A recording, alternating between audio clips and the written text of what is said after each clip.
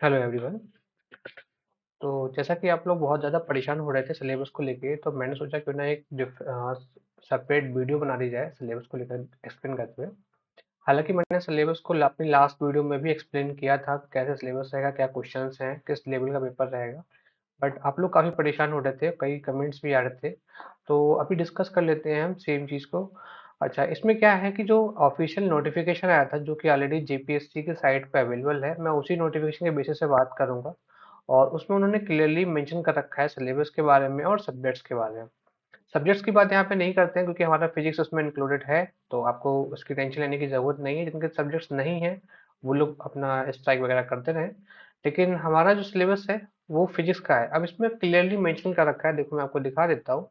अगर आप official notification जाओगे, जो ऑफिशियल नोटिफिकेशन इशू किया था जेपीएससी ने 21 फरवरी को, तो उसमें ही अगर आप पेज नंबर 3 या 4 पर है ये चीज़, मीडियम ऑफ क्वेश्चन, हाँ, पेज नंबर 3 पर अगर आप जाओगे तो क्लियरली उन्होंने मेंशन कर रखा है। और मैं आपको थोड़ा सा जूम करके दिखा देता हूँ। देखो, तो हुआ क्या है कि एक तो उन्होंने सब्जेक्ट्स की बात की है। तो सब्जेक्ट्स मैंने आपको समझा ही दिए, सब्जेक्ट्स जो भी हैं वो आपके 42 43 हैं, उसमें फिजिक्स इंक्लूडेड है। तो फिजिक्स में अगर आपने पीजी का रखा है तो आप ये फॉर्म भर सकते हो। ठीक है। अच्छा, इसमें क्या है कि ये कह रहा है कि सब्जेक्ट्स है वो बेस्ड होंगे ऑन द यूजीसी नेट या फिर सीएसआईआर यूजीसी नेट। देखो हमारे ना दो टाइप के नेट एग्जाम्स होते हैं, एक तो आर्ट्स के सब्जेक्ट में जो यूजीसी कराता है, और साइंस के सब्जेक्ट्स में सीएसआईआर करवाता है, बट उसमें यूजीसी का कंट्रीब्यूशन रहता है, मतलब दोनों का कंबाइंड होता है, प्लस करके रहता है। ठीक है।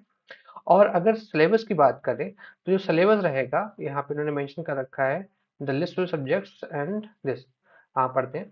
The list of subject the post graduation is annexed as the annexure 4 में, और list of subject of the updated as the list UGC और सीएसआईआर। यानी कि अगर यूजीसी और सीएसआईआर में कोई भी नया सब्जेक्ट ऐड होता है तो उसको भी सेपरेटली नोटिफाई कर दिया जाएगा। ठीक है। और इसके बाद में क्या है, आपको इस पैराग्राफ पढ़ के समझ में आ गया होगा कि पूरा का पूरा जो हमारा एग्जाम है जेट का, ये सीएसआईआर यूजीसी नेट बेस्ड ही है। तो उसका जो सिलेबस होगा वो भी सेपरेट नहीं होगा। जो सिलेबस इसका रहेगा वो वही है जो आपका सीएसआईआर का रहता है। अब सीएसआईआर में कैसा रहता है वो आपको मैं दिखा देता हूँ। अगर आपको सीएसआईआर नेट का सिलेबस देखना है तो आप ऑफिशियल साइट पर जाके डाउनलोड कर सकते हो, बाकी मैंने टेलीग्राम पर भी ये पीडीएफ शेयर कर दी है।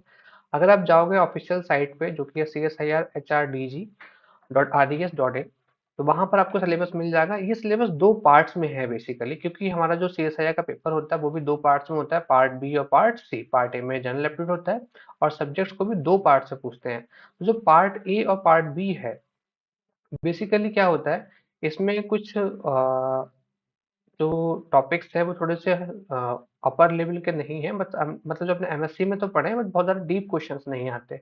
बेसिकली जो आपका पार्ट बी रहता है, ठीक है, आपके C S I R net का, उसको उन्होंने यहाँ पे पार्ट ए में यहाँ पे ऑलरेडी रखा है। इसको हम कोर कहते हैं। कोर इसलिए कि बहुत ही ऊपर ऊपर से क्वेश्चन से बनते हैं, सिंपल क्वेश्चन से बनते हैं। तो इसके भी आपको वही सेम यूनिट्स मिल जाएंगी जो भी 9 यूनिट्स हैं। ठीक है।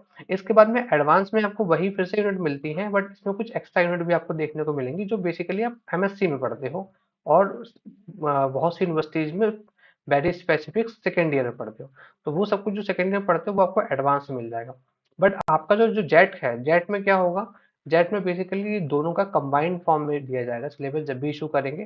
तो यहाँ का कुछ पोर्शन उठाएंगे, जैसे मैथमेटिकल फिजिक्स यहाँ भी दे रखा है, और मैथमेटिकल फिजिक्स उन्होंने यहाँ कोर में भी दे रखा है। तो वहां से उठाएंगे, यहाँ पे पेस्ट कर देंगे, दो चार चीजें कम कर देंगे करना चाहेंगे तो, और बाकी आपका ये सिलेबस तैयार हो जाएगा जब भी सिलेबस पब्लिश होगा। बट अभी यहाँ पे मान के चलो कि कोर में जितने टॉपिक हैं उनमें से कुछ भी कम होने वाला नहीं है। अगर कुछ कम होगा तो वो होगा सिर्फ और सिर्फ एडवांस में से। ठीक है। बेसिकली आप यहाँ जो पढ़ते हो कोर में, इसमें कुछ पोर्शन बीएससी का भी रहता है, और बेसिकली मोस्ट जो पोर्शन है वो आपका एमएससी का ही होता है। ठीक है। लेकिन आपको कोड तो पूरा पूरा तैयार करना ही पड़ेगा। एडवांस में आप चाहो थोड़ा वेट कर सकते हो जब तक कि इनका ऑफिशियल नोटिफिकेशन नहीं आता, क्योंकि इसमें से कुछ टॉपिक ऐसे हैं जो कम किए जा सकते हैं। बट ज्यादा कुछ इसमें एक्स्ट्रा है नहीं, जैसे क्लासिकल मैकेनिक्स आपने पूरी ऑलरेडी वहां पढ़ रखी है। यहाँ पे दो चार चीजें आपको बढ़ जाती हैं, जैसे पॉइसन ब्रैकेट एक इंपॉर्टेंट टॉपिक है, या फिर अगर आप बात करोगे कि हैमिल्टन जैकोबी थ्योरी, हो सकता है ये जो मेरा मतलब अप्रोक्सीमेशन है कि इस टाइप के टॉपिक हटा दिए जाए। तो इनको हम मान के चल सकते हैं। बट देखोगे ध्यान से तो यहाँ पे सिर्फ 2 लाइन्स ही एक्स्ट्रा लिखी हुई हैं क्लासिकल मैकेनिक्स की, बाकी सब आपका जो पीछे जो है वही आपको मिल जाएगा, ठीक है? सेम टू सेम आप इलेक्ट्रोमैग्नेटिक थ्योरी में भी देख सकते हो। यहाँ पे मोस्टली वही चीज़ें हैं जो आप ऑलरेडी पढ़ के आए हो, बट जो लास्ट का टॉपिक है radiation from the dipole and retarded potential, ये हो सकता है आपको ना मिले, या फिर ट्रांसमिशन लाइन है, मोस्ट प्रोबब्ली ये आपको जेट में ना मिले। लेकिन जो हमारे कोर के हैं उनमें से कुछ भी कम होने वाला नहीं, क्योंकि ये बहुत ही डीप टॉपिक है। जब आप पीएचडी वगैरह जाते हो तब आपको इनमें पढ़ना पड़ेगा, जैसे डिस्पर्जन रिलेशन प्लाज्मा क्या होता है, ये सब बहुत डीप टॉपिक्स हैं। बट ये गारंटी नहीं कि हट ही जाएंगे, हो सकता है ये हो भी। बट अगर आप स्टार्टिंग कर रहे हो, सबसे पहले कोड वाला जो सिलेबस है उसको कवर करो। ऐसे क्वांटम मैकेनिक्स में यहाँ तो 3 लाइन्स का सिलेबस है, बट अगर आप ऊपर जाओगे मेन वाले में तो यहाँ क्वांटम मैकेनिक्स में काफी कुछ दिया हुआ है, और इसमें अप्रोक्सीमेटली 60% जो है वो बीएससी से है, ठीक है? और बाकी का 40% जो है एमएससी से है। बट यहाँ जो टॉपिक दिए हुए हैं क्वांटम मैकेनिक्स के, ये आपको सभी एमएससी में ही पढ़ने को मिलते हैं, ये आपको बीएससी में पढ़ने को नहीं मिलते हैं, ठीक है? अच्छा, ऐसे ही आपका थर्मोडायनामिक्स हो गया, इलेक्ट्रॉनिक्स सेम वही पैटर्न है। लेकिन जो लास्ट की 3 यूनिट है, जिसे मैं शॉर्ट यूनिट्स भी कहता हूँ, atomic and nuclear physics, condensed matter physics और न्यूक्लियर एंड पार्टिकल फिजिक्स, इनमें से कुछ भी कम करने की पॉसिबिलिटी है नहीं। जितना कुछ भी दिया है ऑलरेडी बहुत ही कंसाइज सिलेबस है नेट में इन 3 यूनिट्स का, तो इसमें से कुछ भी कम नहीं होगा। तो अगर आप स्टार्टिंग कर रहे हो अपनी तैयारी की, सबसे पहले क्या करो, एटॉमिक एंड मॉलिक्यूलर फिजिक्स पढ़ लो, कंडेंस्ड मैटर पढ़ लो और न्यूक्लियर एंड पार्टिकल फिजिक्स कर लो, क्योंकि यूनिट्स बहुत छोटी छोटी हैं। आपको यहाँ पे बहुत ज्यादा सिलेबस लग रहा होगा, लेकिन जब आप पढ़ने बैठोगे तो वो समझ में आएगा कि बहुत छोटे छोटे टॉपिक्स हैं। मोस्ट टॉपिक्स आपको 1 या 2 दिन में खत्म कर सकते हो। और जो क्वेश्चन भी बनते हैं बहुत ही टू द पॉइंट, जैसे आइंस्टीन के ए एंड बी कोफिशिएंट है, अब इसमें कई क्वेश्चंस में हम देखेंगे जेट के, जो जेट होता है, इसके अलावा अदर स्टेट्स के सेट वगैरह होते रहते हैं। तो उनमें क्या है कि आइंस्टीन ए और बी कोफिशिएंट के जो 5-6 फॉर्मूले हैं उनका रिलेशन ही पूछ लेते हैं, है ना? तो वो आप फॉर्मूले डायरेक्टली याद कर लो, डेरिवेशन याद कर लो। हालांकि मैंने इसको एक्सप्लेन भी कर दिया है अपने चैनल पे। मैंने atomic and molecular physics approximately finish कर दी है, आप प्लेलिस्ट में जाके चेक कर सकते हो। और जो भी थोड़े से टॉपिक रह गए हैं उनको भी मैं जल्दी ही खत्म कर दूंगा। तो ये मेरी पहली यूनिट है जिसे मैं कंप्लीट करने वाला हूँ, यूट्यूब पर कंप्लीट हो जाएगी जल्दी ही। इसके बाद में फिर एक और यूनिट स्टार्ट करूंगा। और अभी हम क्या करेंगे कि कुछ जो है डबल पैरेलल लेके चलेंगे, कि एक यूनिट आपकी चलती रहेगी और दूसरी यूनिट भी उसके पैरेलल में आपको मिलती रहेगी। अच्छा, इसी तरह से कंडेंस मैटर फिजिक्स और न्यूक्लियर पार्टिकल फिजिक्स हो गया। इसमें जो टॉपिक है न्यूक्लियर, ये तो आपने पढ़ ही रखे हैं, बहुत इंपॉर्टेंट यूनिट है। और इससे क्वेश्चन भी बहुत सिंपल पूछा जाता है, जैसे सेमी एम्पिरिकल मास फार्मूला है। अब इससे क्वेश्चन क्या पूछेगा आपसे, जो इसकी 5 टर्म्स है उन टर्म्स में आपकी पावर पूछ लेगा, कैलकुलेशन तो कराएगा नहीं ना आपसे। इस टाइप से आपको पढ़ना है।